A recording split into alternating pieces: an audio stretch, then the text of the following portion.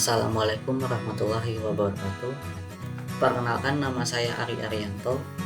Di video kali ini saya akan membahas tentang Q&A konsep Natural Language Processing. Langsung saja kita menuju pertanyaan yang pertama. Apa yang dimaksud dengan NLP?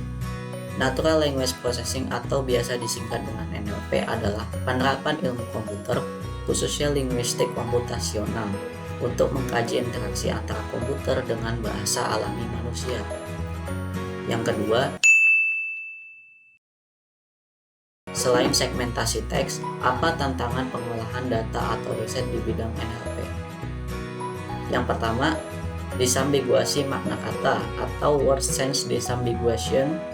Yang kedua, ambiguitas sintaksis atau sintaksis ambiguity. Yang ketiga, masukan yang tak sempurna atau tak teratur atau imperfect or irregular input. Dan yang terakhir, pertuturan atau speech art. Pertanyaan yang ketiga, sebutkan contoh penerapan NLP pada aplikasi perangkat lunak. Contohnya adalah pengenalan wicara atau speech recognition, pengubahan bahasa lisan menjadi masukan yang dikenali oleh mesin, misalkan pada pendiktean bahasa lisan kepada komputer untuk menghasilkan bahasa tulis atau pelaksanaan suatu perintah oleh komputer berdasarkan bahasa lisan dari manusia. Kemudian, pengenalan karakter optis atau optical character recognition, pengubahan tulisan tangan atau teks tercetak biasanya melalui pemindai menjadi dokumen yang dapat dikenali oleh mesin. Dan yang terakhir, penerjemahan mesin atau machine translation, penerjemahan otomatis dari suatu bahasa alami ke bahasa lain. Lanjut ke pertanyaan keempat. Apa kegunaan library NLTK dan Sastrawi? Natural Language Toolkit atau biasa disingkat dengan NLTK adalah library Python untuk bekerja dengan pemodelan teks.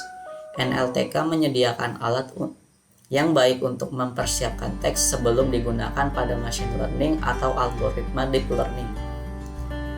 Python Sastrawi merupakan library sederhana yang dapat mengubah kata berimbuhan bahasa Indonesia menjadi bentuk dasarnya. Lanjut ke pertanyaan kelima. Apa tujuan casefolding? Tujuan dari casefolding adalah untuk mengubah semua huruf dalam dokumen menjadi huruf kecil, hanya huruf A sampai Z yang diterima. Karakter selain huruf dihilangkan dan dianggap delimiter. Pertanyaan keenam. Apa definisi dari tokenizing? Tokenizing adalah proses pemisahan teks menjadi potongan-potongan yang disebut dengan token untuk kemudian dianalisa. Kata, angka, simbol, tanda baca, dan entitas penting lainnya dapat dianggap sebagai token. Pertanyaan ketujuh. Jelaskan tentang stop word dan berikan contohnya. Stop word adalah kata umum yang biasanya muncul dalam jumlah besar dan dianggap tidak memiliki makna. Contoh stop word dalam bahasa Indonesia adalah yang, dan, di, dari, dan lain-lain. Makna di balik penggunaan stop word yaitu dengan menghapus kata-kata yang memiliki informasi rendah dari sebuah teks, dapat fokus pada kata-kata penting sebagai gantinya. Pertanyaan ke-8. Apa algoritma yang dapat digunakan untuk stemming teks bahasa Indonesia? Jelaskan. Untuk melakukan stemming bahasa Indonesia, kita dapat menggunakan library Python Sastrawi yang sudah disiapkan di awal. Library Sastrawi menerapkan algoritma Nazib dan Adriani dalam melakukan stemming bahasa Indonesia. Algoritma Nazib dan Adriani merupakan algoritma untuk mengubah kata yang memiliki sufiks, prefiks, dan atau konfiks menjadi bentuk kata dasar. Algoritma ini menggunakan kamus kata dasar dan mendukung recording, yakni penyusunan kembali kata-kata yang mengalami proses stemming berlebih. Pertanyaan ke-9. Apa tujuan dari word embeddings? Word embeddings adalah proses konversi kata yang berupa karakter alfanumerik ke dalam bentuk vektor. Setiap kata adalah vektor yang merepresentasikan sebuah titik pada space dengan dimensi tertentu. Dengan word embeddings, kata-kata yang memiliki properti tertentu, misalkan berada pada konteks yang sama atau memiliki semantic meaning yang sama, berada tidak jauh satu sama lain pada space tersebut. Pertanyaan ke-10. Sebutkan dan jelaskan model arsitektur dari Word2Vec. Terdapat dua model arsitektur yang dapat digunakan pada Word2Vec, yaitu Shibao dan Skipgram. Pada model Shibao, Word2Vec menggunakan kata-kata yang ada di sebelah kiri dan kanan, kata target, dan dibatasi dengan window untuk memprediksi kata target tersebut. Sedangkan Skipgram menggunakan sebuah kata untuk memprediksi kata-kata yang ada di sebelah kiri dan kanan kata tersebut yang dibatasi oleh window. Masing-masing kata yang digunakan sebagai input di-encode ke dalam one hot vector.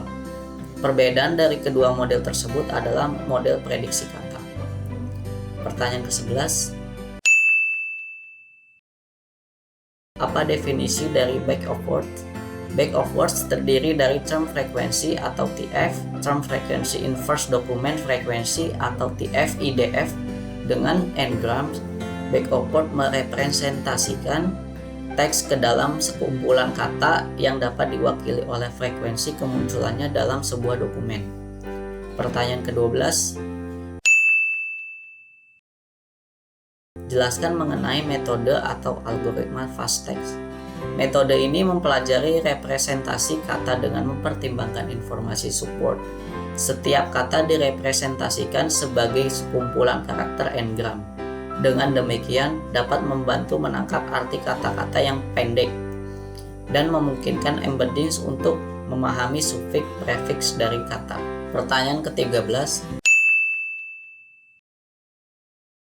Apa yang dimaksud dengan n-gram? N-gram adalah suatu metode pengolahan dokumen yang biasa digunakan dalam spelling correction, word prediction, dan pengolahan lainnya.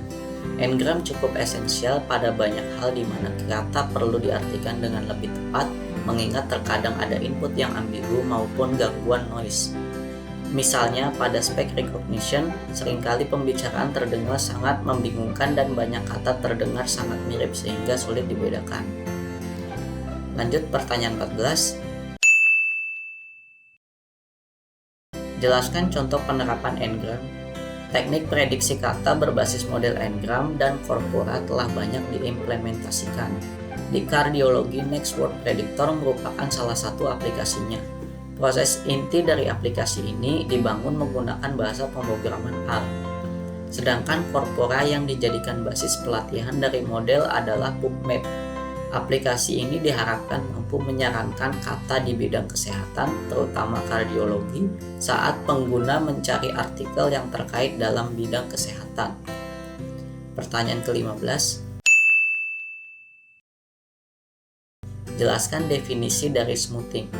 Teknik smoothing di NLP digunakan untuk mengatasi skenario yang terkait dengan penentuan estimasi probabilitas atau kemungkinan dari urutan kata yang terjadi bersamaan ketika satu atau lebih kata secara individual atau unigram atau n-gram seperti bigram atau trigram pada himpunan yang diberikan tidak pernah terjadi sebelumnya. Pertanyaan ke-16. Jelaskan mengenai Laplace smoothing. Laplace smoothing merupakan teknik smoothing paling sederhana, yaitu dengan menambahkan nilai 1 ke setiap frekuensi kehadiran bigram sebelum dilakukan normalisasi untuk memperoleh probabilitas. Laplace smoothing tidak cukup baik saat digunakan dalam model n-gram modern, tetapi menjadi konsep dasar bagi banyak algoritma smoothing yang hadir kemudian. Pertanyaan ke-17. Apa yang dimaksud dengan backoff dan interpolasi? Pada backoff, kita menggunakan trigram jika fakta tersedia. Jika tidak, kita menggunakan bigram. Jika tidak ada fakta juga, maka memanfaatkan unigram. Kita hanya boleh melakukan backoff ke n-gram order lebih rendah jika ditemukan frekuensi 0 pada n-gram order lebih tinggi. Agar model backoff memberikan distribusi probabilitas yang tepat, maka harus diterapkan diskon terhadap n-gram order lebih tinggi. Kumpulan diskon tersebut dialihkan ke n-gram order lebih 14 rendah. Pendekatan backoff dengan diskon ini dinamakan Cars backoff. Pendekatan interpolasi sangat berbeda. Kita harus menggabungkan probabilitas dari semua n-gram, memberikan bobot dan mengkombinasikan frekuensi unigram, bigram, dan trigram. Pertanyaan ke-18. Jelaskan kenapa Naisertney smoothing memiliki kinerja yang baik. Naisertney memanfaatkan discounting absolute dengan cara yang lebih canggih untuk menangani distribusi unigram order lebih rendah. Versi Kneser-Ney smoothing berkinerja terbaik dinamakan Modified Kneser-Net smoothing yang diajukan oleh Sen and Goodman pada tahun 1998. Pada pendekatan ini tidak digunakan diskon tunggal D, tetapi menggunakan 3 tingkatan diskon, D1, D2, dan D3+. Diskon D1 berlaku untuk n-gram dengan frekuensi 1, D2 untuk n-gram berfrekuensi 2, dan D3+ untuk n-gram yang frekuensinya sama atau lebih dari 3. Pertanyaan ke-19. Apa latar belakang munculnya metode stupid backoff? Google pada tahun 2006 merilis himpunan n-gram sangat besar, 1 sampai dengan 5 n-gram. Dari semua deretan 5 kata yang hadir, setidaknya 40 dari 1 triliun lebih kata dari running text di web, termasuk sekitar 1,2 miliar rangkaian 5 kata menggunakan lebih dari 13 juta tipe kata. Data raksasa tersebut sangat mungkin untuk membangun model bahasa skala web menggunakan Naisertney smoothing secara penuh. Branch dan kawan-kawan pada tahun 2007 memperlihatkan bahwa algoritma yang jauh lebih sederhana tidak cukup untuk menangani model bahasa yang sangat besar. Algoritma bernama Stupid Backoff ini memunculkan ide percobaan untuk membuat model bahasa suatu distribusi probabilitas murni, tidak ada diskon terhadap probabilitas berorder lebih tinggi.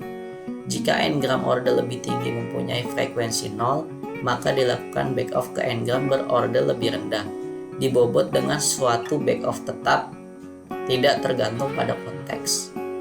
Dan pertanyaan yang terakhir adalah, apa dasar pemikiran dari metode Good-Turing smoothing? Menurut Chow, pemikiran dasar dari Good-Turing smoothing adalah memanfaatkan atau frekuensi suatu yang telah dilihat sekali untuk membantu mengestimasi frekuensi dari sesuatu yang belum pernah terlihat. Mungkin itu aja seputar Q&A dari konsep Natural Language Processing di video kali ini. Terima kasih telah menonton. Wassalamualaikum warahmatullahi wabarakatuh.